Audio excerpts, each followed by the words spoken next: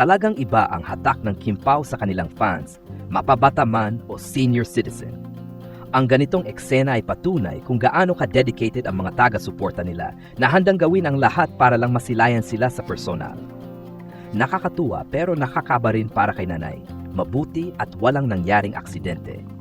Sana sa susunod, mas maging maingat ang mga fans sa ganitong mga events para ligtas ang lahat. Grabe talaga ang pagmamahal ng mga supporters kay Kim Chiu at Paolo Avellino. Nakakatuwa pero may halong kaba rin ang balitang ito. Nakikita natin kung gaano kamahal ng mga fans, lalo na ng mga senior citizens, sina Kim Chiu at Paolo Avellino. Ang dedikasyon ng mga sumusuporta sa kanila ay talagang matindi. Handang mag-effort at makipagsiksikan para lang masilayan sila ng personal. Pero sa kabila ng excitement, may panganib din sa ganitong sitwasyon. Hindi biro para sa isang senior citizen ang tumayo sa upuan sa gitna ng siksikan dahil posibleng madulas o mahulog siya. Buti na lang at walang nangyaring masama. Sana sa mga susunod na events, masiguro ng organizers ang kaligtasan ng lahat ng attendees, lalo na ng mga matatanda. At syempre, nakaka-touch na makita kung paano talaga minamahal ng fans ang Kim Pao na walang pinipiling edad. Bukod sa ipinakitang dedikasyon ng senior citizen na ito, makikita rin natin dito kung gaano kalakas ang hatang Kim Pao sa kanilang fans mula sa iba't ibang henerasyon.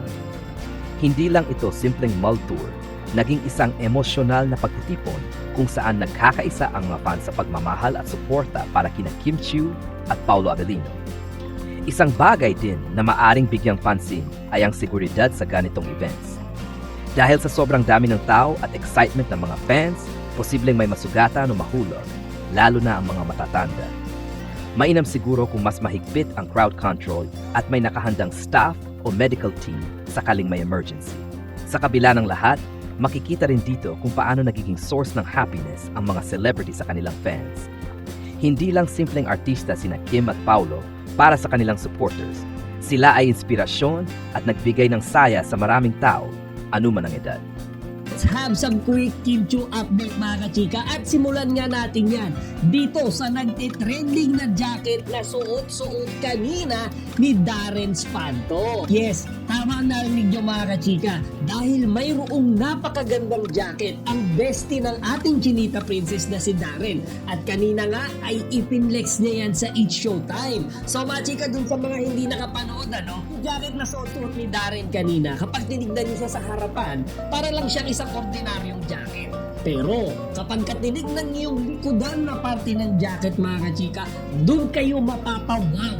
Okay? Kasi makikita nyo dun sa likodan yung picture ng magbesti na si Kimi tsaka si Darren. And not just an ordinary picture kasi mga kachika, iyan ay art.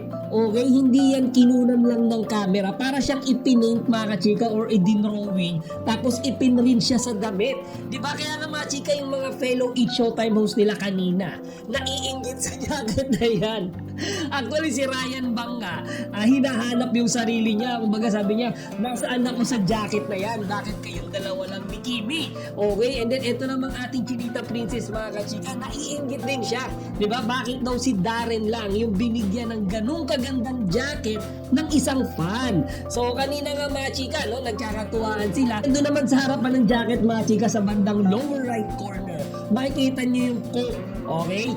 Just the two bestie doing bestie things. Diba? So mga chika talagang dinedicate yan para kay Darren tsaka kay Kimi. That's why sobrang ganda and nakikita naman natin kanina si Darren mga chika. Talagang sobrang thankful siya sa fan na nagbigay nito sa kanya sa Dubai. Kasi hindi lang to basta present Diba? There's an effort and admiration behind this excellent jacket. Kaya nga si Kimi mga kachika, sabi niya sana daw ay binigyan din siya. Okay? Or meron din siyang fan na magbigay ng ganitong jacket sa kanya. You don't need to feel sad about Kimi mga chika kasi kahit wala siyang ganitong jacket na kagaya nung sa bestie niya, binigyan pa rin naman siya ng present today ng mga cute na chikiting ng It's Showtime family. So mga chika, no, meron isinare na video si Kimi na binibigyan siya ng Valentine's gift ni Kelsey tsaka ni Jay. So mga chika, alam naman natin ano, na itong mga batang ito ay close talaga sa ating Chinita Princess. Kumbaga, madalas kasi si Kimi yung nagbibigay sa kanila ng present.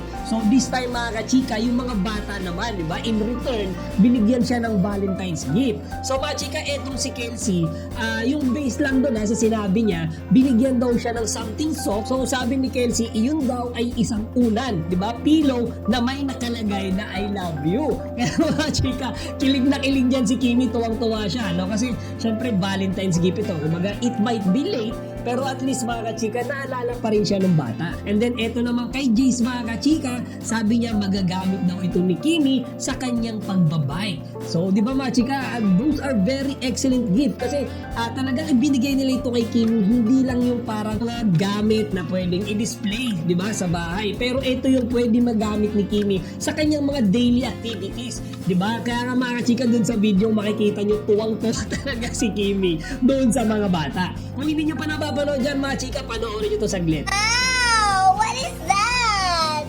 What can you put like what can you put sa artista ba dito? Artista man. Unay po siya na may I love you. Wow! Thank you!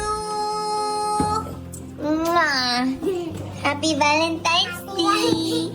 Ngayon ko lang po nabigay yung gift ko sa inyo eh. Oh, thank you! Hindi po sa binigay niyo po ulit na dollhouse. Oh, thank you! Yes, girl! Oh, ano to? Saan ko gagamitin to? Nagbabike ko po. Oh, thank you, Jay-Z! Kiss mo ko. Mwah! Yeah, thank you! Wow! Congrats sa movie. Oh, thank you, Jay! And aside from that mga chika, no, another update naman tayo. And I'm not sure if nakita nyo na ba ito sa mga social media feeds nyo, but I saw this picture, ano, actually sinare ito ni Direk Chan Vidanes sa kanyang Instagram account. And on this picture mga chika, makikita nyo of course si Direk Chan, and then may mga kasama siya doon, ano. And I'm not familiar with some of the faces, pero mga chika, mukhang nanood sila, okay, ng movie na My Love Will Make You Disappear. Kaya nabasa ko doon sa mga nagko-comment, trailer lang ba yan? And then may mga nagsasabi mga chika, buong movie na daw yung pinanood nila.